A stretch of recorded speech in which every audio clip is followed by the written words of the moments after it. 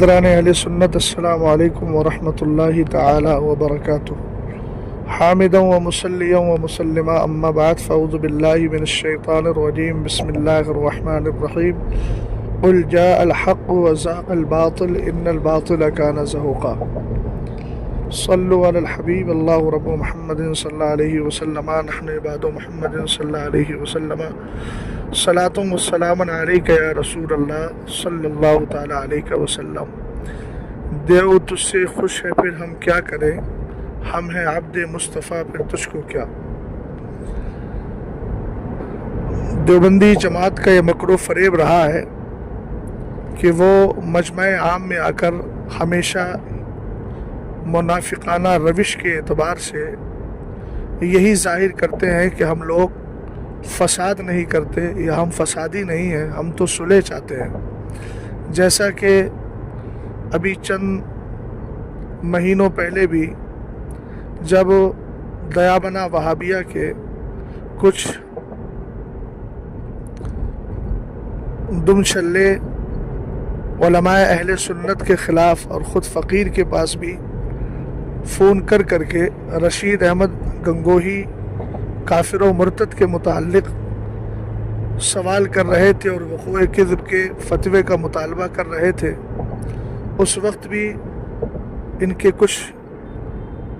مولویوں نے کہا کہ ہم لوگ فساد نہیں چاہتے ہیں۔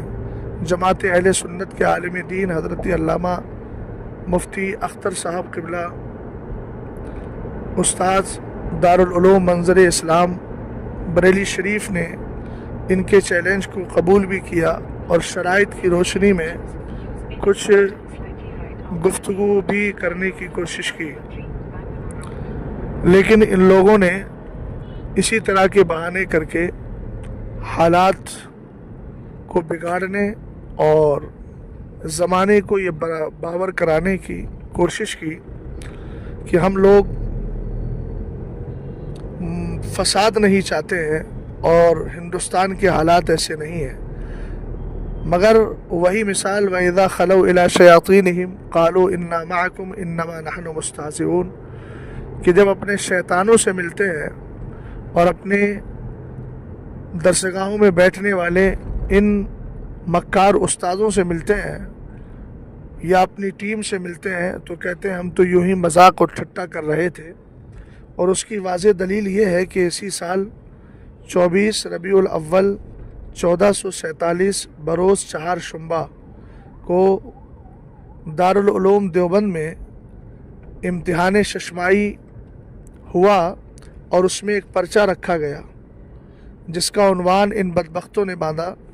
رد رضا خانیت۔ یہ سوال نامہ ہے،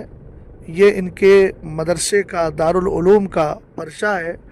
جس میں انہوں نے 5 سوالات قائم کیے ہیں اور نوٹ لگایا ہے کہ صرف 3 سوالوں کے جواب تحریر کریں۔ میں ان بدبختوں کے 5 سوالوں کے جوابات دے رہا ہوں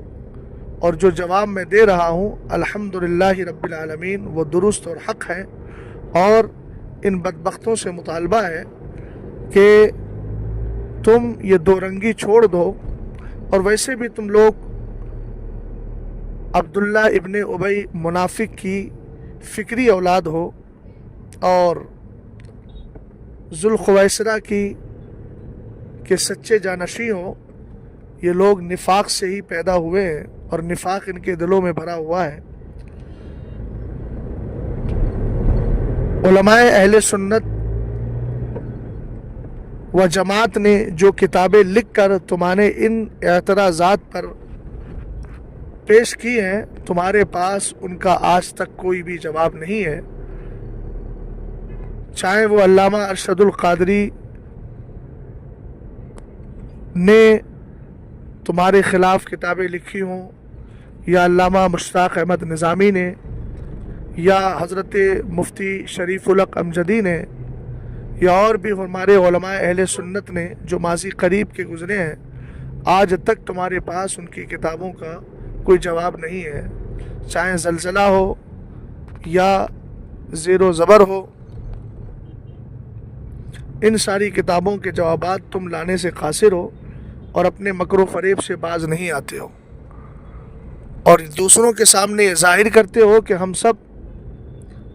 اتفاق و اتحاد چاہتے ہیں۔ الحمدللہ ہمیں تو تمہارے اتفاق و اتحاد کی نہ کل ضرورت تھی، نہ آج ضرورت ہے اور نہ کبھی ہو سکتی ہے، چونکہ ہم تو گستاخان رسول کے ساتھ ہمیشہ بائیکاٹ رکھتے ہیں اور رکھتے رہیں گے۔ پہلا سوال ان بدبختوں نے کیا ہے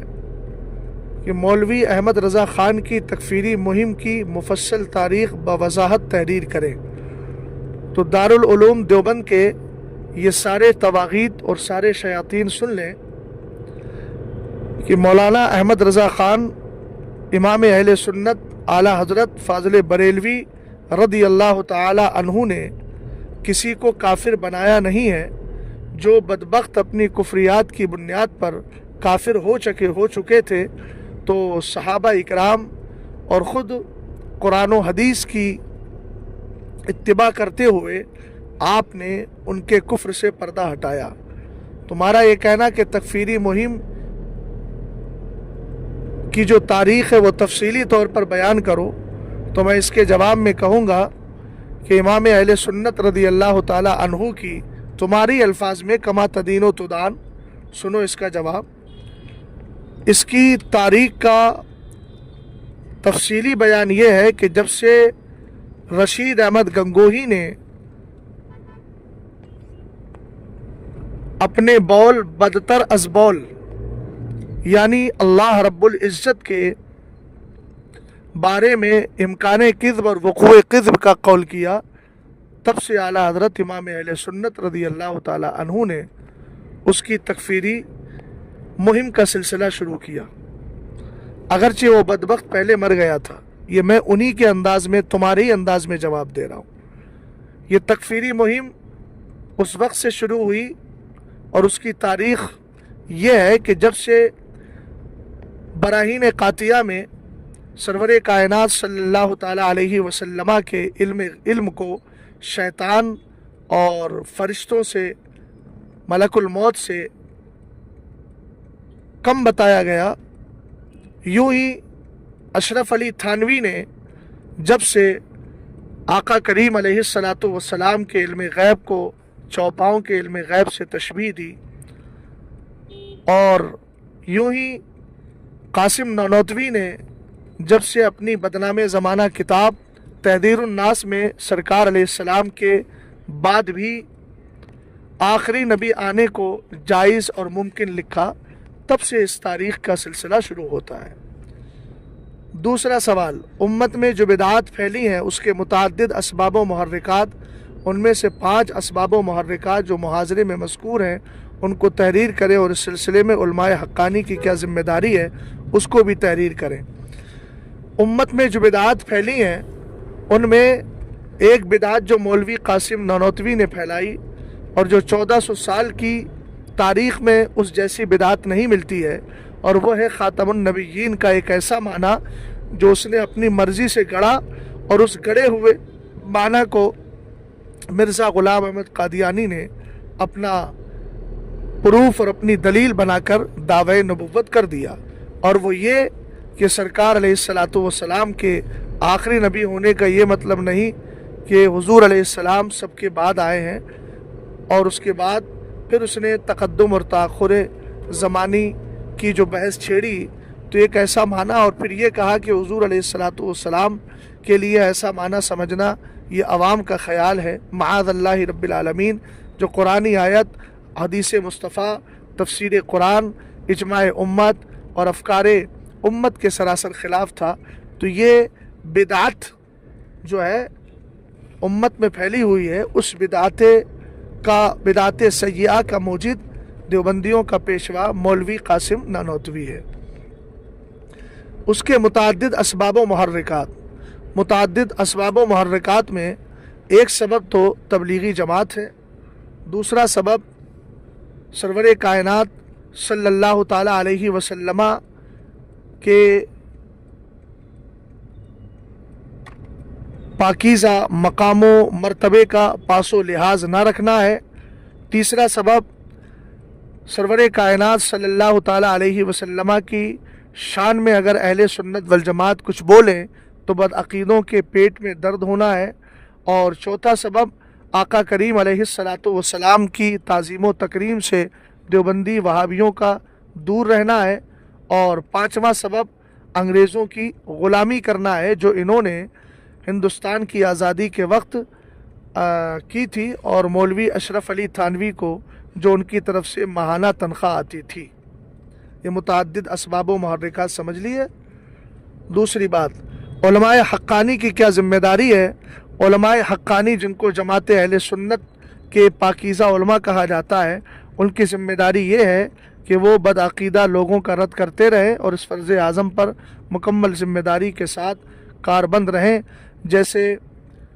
آقا کریم علیہ الصلاۃ والسلام کے علم غیب پر جنہوں نے اعتراض کیے ہیں ان کا رد کریں، اور کھل کر رد کریں، اور اس حدیث پر عمل کریں کہ اذا ظہرت الفتن و البدع وسب اصحابی فلیظہر العالم علما، کہ جب فتنے پیدا ہوں، بدعتیں جنم لیں، صحابہ کو گالیاں دی جائیں، تو پھر علماء حق کی ذمہ داری ہے کہ وہ اپنے علم کا اظہار کریں۔ غیب کی تعریف ما غاب عن اعیننا، ہماری نظروں سے جو چیز اوجھل ہے اور کسی آلے اور واسطے کے ذریعے حاصل نہ ہو، بلکہ اللہ رب العزت کی جانب سے الہام ہو، اور اگر نبی ہے تو وہی کے ذریعے جس چیز کا علم ہوتا ہے اس کو علم غیب کہا جاتا ہے۔ اور اللہ تعالیٰ نے مصطفیٰ کریم علیہ الصلاۃ والسلام حضرات انبیاء کو علم غیب عطا فرمایا ہے، اور علم غیب پر ایک نہیں بے شمار دلیلیں موجود ہیں۔ دیوبندی مولویوں کو اور خاص کر دارالعلوم دیوبند کے ان چرکٹ لوگوں کو میں دعوت مطالعہ دیتا ہوں کہ میرے امام کی کتاب الدولۃ المکیہ فی المادۃ الغیبیہ کا مطالعہ کریں، اسی طریقے سے خالص الاعتقاد کو پڑھیں، انباء المصطفیٰ کو پڑھیں، تو انشاءاللہ الرحمن ان کی بدعقیدگی کافور ہو جائے گی، اور یہ وہی نظریہ رکھیں گے جو اعلیٰ حضرت نے دیا، اور کوئی غیب کیا تم سے نہا ہو بھلا، جب نہ خدا ہی چھپا تم پہ کروڑوں درود۔ چوتھا سوال انہوں نے کیا ہے غیر اللہ کو پکارنے کی، یعنی یا رسول اللہ یا غوث کہنے کی 5 صورتیں، اور ان سب کے احکام علیحدہ علیحدہ ہیں، آپ 5 صورتوں اور ان کے احکام بوضاحت تحریر کریں۔ تو سن لو، اس کا جامع جواب یہی ہے کہ حضرات انبیاء اور حضرات اولیاء اور بزرگان دین کو قبل وصال اور بعد وصال ندا کی جا سکتی ہے، اور اس پر ایک نہیں بے شمار دلیلیں موجود ہیں۔ خود تمہارا پیشوا ابن کثیر لکھتا ہے کہ امام عتبی سرکار علیہ السلام کی بارگاہ میں موجود تھے، ایک اعرابی آیا اور کہنے لگا سمعت اللہ تبارک و تعالی یقول ولو انہم اذ ظلموا انفسہم جاؤک فاستغفر اللہ، اس کے بعد کہا جئتک مستغفرا لذنبی ومستشفعا بی، پھر سرکار کی بارگاہ میں اشعار پڑھے، اور اس نے کہا یا خیر من دفنت فی القاء اعظم فطاب من طیبہن القاء والاکم نفس الفداء لقبر انت ساکن فیہ العفاف وفیہ الجود والکرم۔ تو جب وہ آیا تھا تو سرکار کی بارگاہ میں اس نے کہا السلام علیک یا رسول اللہ، اور خود مولا کائنات کہتے ہیں جا اعرابی بعدما دفننا رسول اللہ صلی اللہ تعالی علیہ وسلم بثلاثۃ ایام فرما بنفسه على القبر واخذ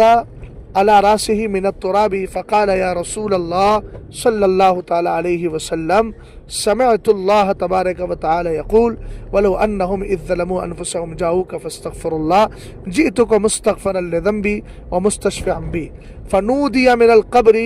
ان قد غفرت لك۔ یہ مولا کائنات رضی اللہ تعالیٰ عنہ فرما رہے ہیں کہ سرور کائنات کے وصال کو 3 دن گزرے تھے، ایک اعرابی سرکار کی بارگاہ میں آ کر قبر شریف کو لپٹ گیا اور آپ کے قبر شریف کی مٹی کو سر پہ ڈالا، اور اس کے بعد رو کر کہنے لگا کہ حضور قرآن کہتا ہے گناہ کر لو تو جانوں پر گناہ کر کے جانوں پہ ظلم کر لو تو میرے محبوب کی بارگاہ میں آؤ، سرکار میں آپ کی بارگاہ میں گناہ کی بخشش اور مانگنے آیا ہوں۔ آقا کریم علیہ السلام کی قبر انور سے آواز آئی کہ تجھے بخش دیا گیا ہے، تو وہاں اس نے جو کلمہ استعمال کیا تھا یا رسول اللہ۔ امام عتبی کے تعلق سے ابن کثیر نے جو لکھا، جو ابن تیمیہ کا شاگرد ہے اور تمہارا پیشوا اور آقا ہے، اس نے بھی اس بات کو لکھا ہے کہ اس شخص نے آ کر کہا تھا السلام علیکم یا رسول اللہ، تو ندا جو ہے وہ جائز ہے، اور خود السلام علیکم یا اہل القبور اس پر بھی تم بدبختوں کو غور کر لینا چاہیے۔ دوسری بات یہ ہے کہ ہم حضرات اولیاء اور حضرات انبیاء کو الحمدللہ زندہ مانتے ہیں، چونکہ وہ زندہ نبی پر زندگی کا عقیدہ رکھتے ہیں۔ ہمارا نبی کل بھی زندہ تھا، آج بھی زندہ ہے اور قیامت تک زندہ رہیں گے، اور اس پر بے شمار دلائل بفضلہ تعالی ہمارے بزرگوں نے ذکر فرمائے ہیں۔ تمہارا مولوی اسماعیل دہلوی، جس کو تم شہید کہتے ہو، یہ دراصل پٹھانوں کے ہاتھ مرا ہوا ایک شخص ہے، اور جس پر ہماری طرف سے بارہا یہ مطالبہ بھی کیا گیا کہ اس کی اصل قبر دکھاؤ۔ لاش ہی اس کی غائب ہے تو تم کیا اصل قبر دکھاؤ گے؟ منافقوں کی طرح، جھوٹوں کی طرح تم نے ایک جھوٹی قبر بنا رکھی ہے،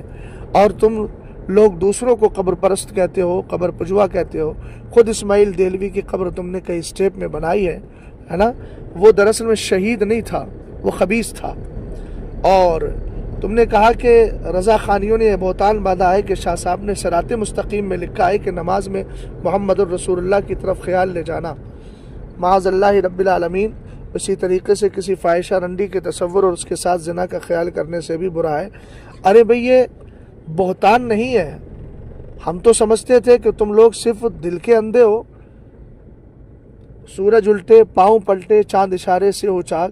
اندھے نجدی دیکھ لے، تو اعلیٰ حضرت نے دل کا اندھا کہا تھا، فی قلوبہم مرض صم بکم عمی فہم لا یرجعون، ہے نا؟ ہم تو یہ سمجھتے تھے کہ تم لوگ دل کے اندھے ہو، آج پتہ چلا کہ تم آنکھوں کے بھی اندھے ہو۔ بہتان اس کو کہتے ہیں جس کی کوئی حقیقت نہ ہو، لا سقف لہ ولا جدران لہ ولا اصل لہ ولا سند لہ، یہ بہتان ہوتا ہے۔ لیکن یہ تو کتاب میں بات موجود ہے اور اس بدبخت نے لکھا ہے۔ اور سن، تمہیں اسماعیل دہلوی مبارک ہو، ہمیں شاہ عبدالحق محدث دہلوی مبارک، جنہوں نے کہا کہ حضرت امام غزالی کے حوالے سے کہ سرور کائنات صلی اللہ تعالیٰ علیہ وسلم پر جب سلام پڑھو، السلام علیکہ ایھا النبی کہو نماز کی حالت میں، بدبختو السلام علیکہ پہ ذرا غور کر لو، خطاب کے ساتھ کہا جا رہا ہے نا؟ تم لوگ تو بالکل عقل سے، دماغ سے پورے پیدل ہو۔ خود بزرگوں نے کہا کہ خدا جب دین لیتا ہے تو عقلیں چھین لیتا ہے۔ ایک کوئی تو کم سے کم دیوبندی جماعت میں عقل مند ہوتا ہے، لیکن عقل مند ہوگا کیسے؟ اگر عقل مند ہوتا تو دیوبندی بنتا ہی کیوں؟ دیوبندی بنا اس کا مطلب عقل سے خالی ہو گیا ہے۔ خود حضرت شیخ عبدالحق محدث دہلوی فرماتے ہیں کہ احذر شخصہ فی نفسک ثم قل، کہ جب السلام علیکہ ایھا النبی نماز میں اتحیات میں پڑھو تو پہلے حضور کی ذات کو اپنے دل میں حاضر کر لو، پھر کہو السلام علیکہ ایھا النبی۔ تو خیال مصطفیٰ سے نمازیں باطل نہیں ہوتی بدبختو، خیال مصطفیٰ سے نمازیں قبول ہوا کرتی ہیں، اس لیے کہ ہم نماز عبادت اللہ ہی کے لیے کرتے ہیں، ہم عبادت والی خیال نہیں کرتے، بلکہ اللہ نے جو اخیر میں سلام رکھا ہے اس سلام کو ہم پڑھتے ہیں، اس خیال سے بھیجتے ہیں کہ سرور کائنات صلی اللہ علیہ وسلم پر جو سلام نماز میں رکھا گیا، حضور ہمارے اس سلام کو بھی سننا ہے۔ چونکہ حدیث ما من احد یسلم علی الا رد اللہ علی روحی حتی ارد علیہ السلام، سرکار علیہ السلام خود فرماتے ہیں کہ جب کوئی بندہ مجھ پر سلام بھیجتا ہے یا مجھے سلام کرتا ہے تو اللہ میری روح کو میرے جسم ناز کی طرف واپس کرتا ہے، یہاں تک کہ میں سلام کرنے والے کے سلام کا جواب دے دیتا ہوں۔ روح کو واپس کرنے کا کیا مطلب ہے؟ اس پر حضرت علامہ جلال الدین سیوطی نے بے شمار جواب دیے ہیں، اور کوئی موقع آیا تو انشاءاللہ اس سلسلے میں بھی گفتگو کروں گا۔